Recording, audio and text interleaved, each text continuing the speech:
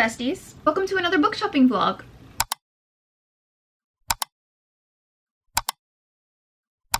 Okay, I look ridiculous. I need to take this off. I am very excited for today because I just finished getting a little bit ready to go to a brand new bookstore that I have never been to before. My mom and I are going to the Strip District in Pittsburgh today, which, if you don't know, yes, I am from Western Pennsylvania.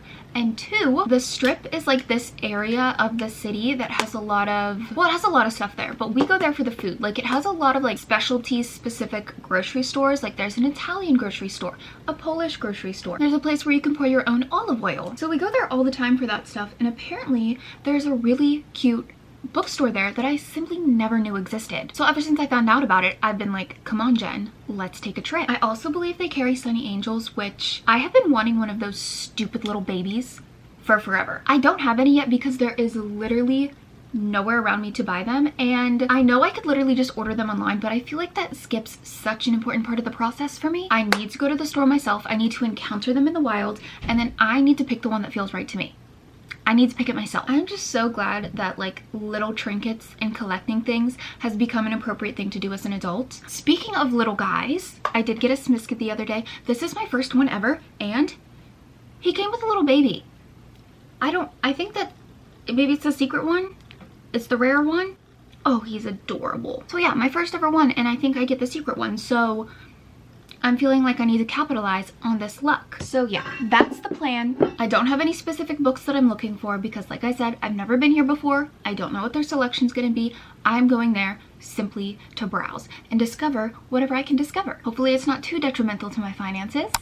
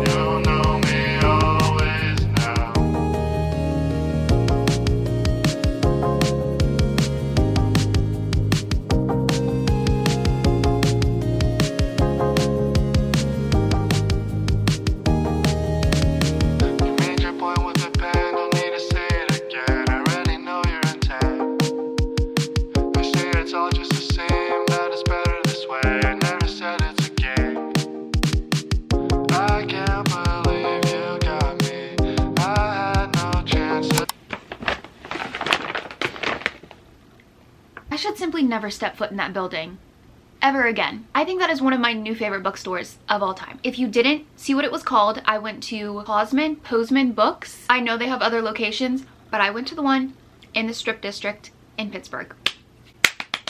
I think we should do our little blind boxes first. So if you're not interested in these, if you don't want to see me open stupid little toys, you just want to go to the book haul, there you go. The only Sonny Angels they had were these 20th anniversary look back hipper things. To be so completely honest, this isn't really one of the ones that I wanted. I wanted some of the veggies, some of the fruits, but I'm excited. It's still my first one. I think I want the duck. The duck is cute, or the bunny, or the crocodile, or the mouse. That's what I want. Can you see them? I want the duck.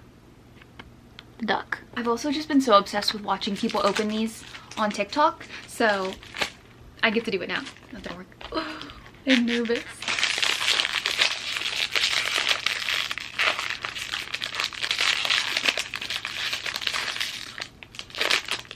Oh, I got the crocodile. Okay, this is kind of cute. Okay, we got the crocodile. He's cute. He's a little cutie. Where should I put him? The side of the book cart. That's adorable. That's where he's gonna go. Next, I got two little Smiskies. I think these little guys are so cute to just like decorate my bookshelves with. I just want to have a bunch of these little guys living in my bookshelves. Okay, I got another one of just the series one. I already got the secret one, so I want all of these. All of these guys are cute. All of these guys are cute. I'm okay with it. I love this. I think I got a good one. I think I got the guy who's laying down. Look at this. So cute. Don't focus on me. He can just lay on my bookshelf. And they're supposed to glow in the dark. Next, I got one of the bedtime series, and this one, there's a little guy sitting here reading a book. So you know which one I want. Do you see the little guy reading the book? I want him. Oh, I got another sleepy guy. We got another sleepy guy. I'm like hiding behind my hand. They're so cute. They can lay together. Sleepy guys. This is the haul. The little stupid baby haul. Now I just get to have all these little guys living in my bookshelves. Which is very interesting for me because one of the reasons why I couldn't sleep at night when I was a child was because I felt there was a little gnome somewhere in my room watching me. So we've come full circle. Also, before we move on to the books, I did buy a pair. They had so many Jellycats and this pair was just calling to me. It was between him and the little cherry, but I had to go with the pair. I think his name is going to be Harold. His name is Harold. I love him. This bookstore literally had every single thing that I love. Books, first of all, Jellycats. They had Bagoo there. They had so many other like little knickknacks and magnets and stickers and like so many things that I would have bought, but I needed to watch myself. I did end up buying 3 books. Of course, I had a ton of others picked out, but I wanted to get ones that I hadn't really seen anywhere else yet. Books that I know I can't just like easily order off of Amazon, so that's what I did. I bought Pennants by Eliza Clark. This is the same author as Boy Parts, which is another book that I absolutely loved, and I actually read it again in one of my very first videos on this channel, so go and check that out. Unfortunately, I don't have the physical book anymore because my dog ate it. I don't know if any of you have ever noticed, but I don't put books on the bottom shelves of my bookshelves because if I forget to shut my door and my dogs get bored, they will tear things off my shelves. And they ripped up my copy of Boy Parts. So learned my lesson there. But this is her newest book. It actually came out last year, but I was patiently waiting for the paperback copy because I will do that to myself. And I was so happy when I saw the paperback version there today. This is supposed to be like a true crime-ish story. Oh. I didn't know that happened.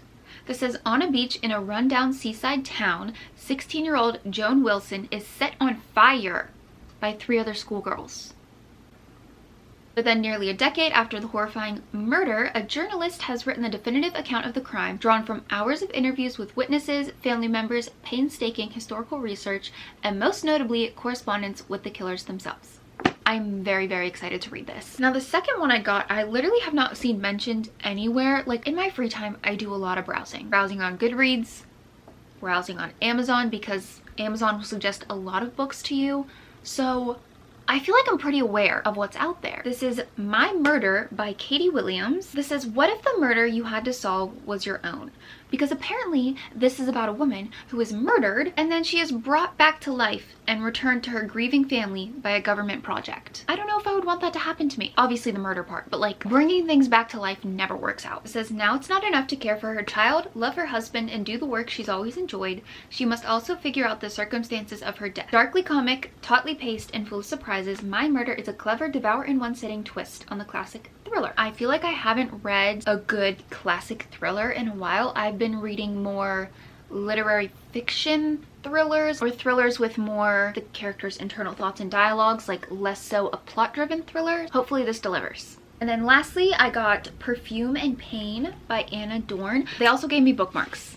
Many. But I originally saw this because book bestie Athena, who I follow on TikTok, I believe she was reading this for her book club. I might be wrong, but she was talking about this. This says, mid-list and freshly cancelled novelist Astrid Dahl finds herself back in Sapphic Scribes, the Zoom writers group she co-founded before she was published. It almost feels like nothing will get her writing again, not even her love of perfume. A lot of these blurbs back here are saying it's very funny. I love when a book can induce a good little chuckle out of me. This also says her bad behavior just got worse. And if there's one thing about me, I support unhinged women. So hopefully that's what we get with this one. Okay, now for all of the books that I have amassed over the past month or two from various places, I definitely have a very good stack going. I'm not the type of person who goes and buys a ton of books at one time. I'm more of a buy myself 1 or 2 books a week as a little treat to myself type of person. But while we're on the topic of like independent bookstores like Barnes, love you girly, always will, but I am so excited to start finding more indie bookstores. Unfortunately, I don't have a ton near me, so that is why I frequent Barnes, but these first 2 books, I simply just stumbled upon them. I was visiting my boyfriend, we were walking around downtown, walking down the street, and I literally stopped in my tracks because we had walked past a bookstore that I simply had never seen there before. They had the paperback version of Funny Story by Emily Henry. I believe this is the UK version. It is not the US version. I was so surprised to see this because, of course, I live in the United States, and this book just came out like a month or 2 ago, so the paperback is not out here yet. Spoiler alert, I will be reading my very first Emily Henry book for a video very soon, and then I will get to this one. While I was doing my browsing, taking my sweet old time, my boyfriend was sitting and waiting on the couch patiently like a good little boy. I also came across Black Leopard Red Wolf by Marlon James, and the cover alone is what drew me to this book. Look at all of that. I just thought this looked so cool, and it feels like a good book. Like the physical feel of it, look at that. The flop. This is the first book of a trilogy called the Dark Star trilogy, I believe. I'm pretty sure this is fantasy, sci-fi-ish. It is about a group of people or beings, I don't know if they're human. They all have special abilities and they're working together to find a missing boy. But this also says that it draws heavily from African history and African mythology.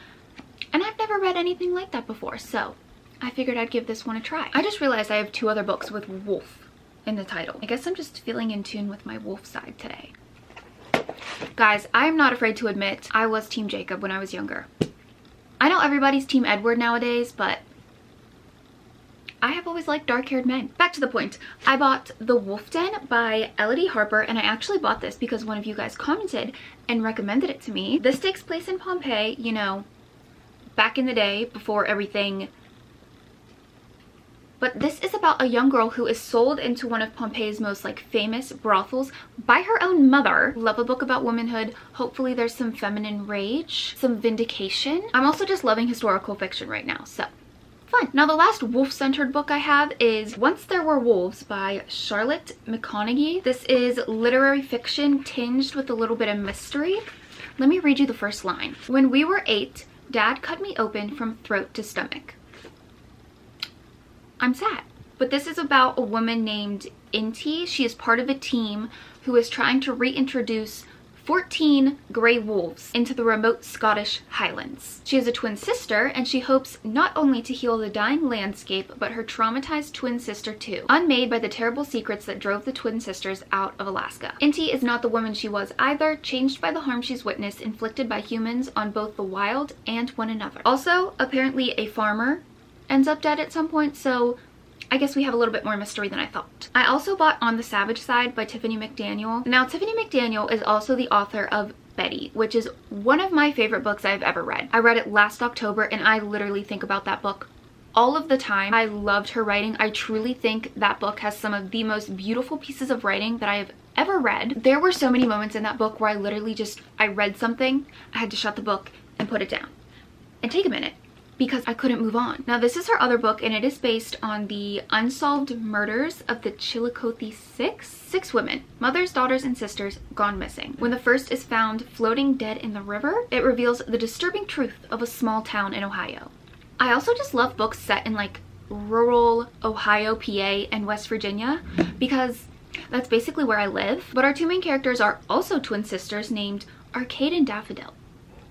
What a choice. But the 2 sisters cannot escape the generational chaos that grips their family. Now, Betty was such a trauma heavy book. Every single kind of trauma that you could potentially think of. It was very hard to read, beautiful, but very hard to read at the same time. Like, it is not the type of book for every person. You definitely need to check the trigger warnings, and I'm expecting very similar content in this one. Like, Tiffany McDaniel is not afraid to punch you in the face, basically. I know this will not be a lighthearted summer read, so I'm probably gonna have to wait a little bit until I'm in the correct mental emotional state in order to consume this. Now, continuing on the trend of sisters, I also got Blue Sisters by Coco Mellors. I actually ordered both of these from Blackwell's, which is in the UK. I just didn't really like the US cover of On the Savage Side, and then Blue Sisters doesn't come out in the US until September, October, I think, and I didn't have the patience for that. But this is about three sisters who have all become estranged from each other after their youngest sister's death, and they're all returning home to New York to, I guess, stop their parents from selling the home that they grew up in. We've got another one about sisterhood, complex family dynamics, grief, all that fun stuff. I read Cleopatra and Frankenstein last summer, and I absolutely loved that book. I really like Coco Mellors' writing style, so I knew I needed this one. Now, lastly, for literary fiction, familial trauma, again, I'm noticing a lot of these books have very common themes to them, but I have The Most Fun We Ever Had by Claire Lombardo. But this is a multi-generational novel about four adult daughters of a Chicago couple. They recklessly ignite old rivalries until a long-buried secret threatens to shatter the lives they built. It looks like each of these sisters, there are four of them again, they all have a bit of dysfunction going on in their lives, and one of these daughters' children, who they gave up for adoption 15 years prior, comes back in the picture. We are shown the rich and varied tapestry of the Sorensens' past, years marred by adolescence, infidelity, and resentment, but also the transcendent moments of joy that make everything else worthwhile. I think this is going to be a really good summer read. Also, this is part of Reese's book club, and I do tend to like her book club picks. So now the last three books I have are all horror, or at least horror adjacent. I'm so excited about this one. This is the complete annotated screenplay of Jordan Peele's Get Out movie. I love horror movies, and I really like Jordan Peele's horror movies. I feel like there's so much to dissect in them while you're watching them. So being able to read through the movie and see his exact notes on the different scenes and all of his little choices, I feel like that's exactly something I would want to do. I think this also has deleted scenes in it. It does. And an alternate ending. I just love movies where you can watch them over and over again. You can watch them multiple times, and each time you watch them, you're still finding out something new. You're still realizing things that you didn't catch the first time. I think they're also coming out with one of these for his movie Us, so I will be reading that. Now, this one is by a completely new author to me. This is The Troop by Nick Cutter. I always see Nick Cutter mentioned in like horror recommendations videos. I know he is a very popular author in the horror genre. I just haven't read anything by him yet. I picked up The Troop specifically because in one of my recent videos, I just reread Lord of the Flies, and I mistakenly thought that they ended up eating each other in that one. And I heard that this is like Lord of the Flies if they did end up eating each other. So this is about a group of Boy Scouts who go on a camping trip in the Canadian wilderness, and when an unexpected intruder stumbles upon their campsite, shockingly thin, disturbingly pale, and voraciously hungry, Tim and the boys are exposed to something far more frightening than any tale of horror. I feel like camping and bonfires and s'mores, that all gives summer vibes, at least until this creature interrupts the vibes. I'm very excited to try a new author out because he also has a couple other books that I think I'm interested in reading as well. I feel like we kind of look alike.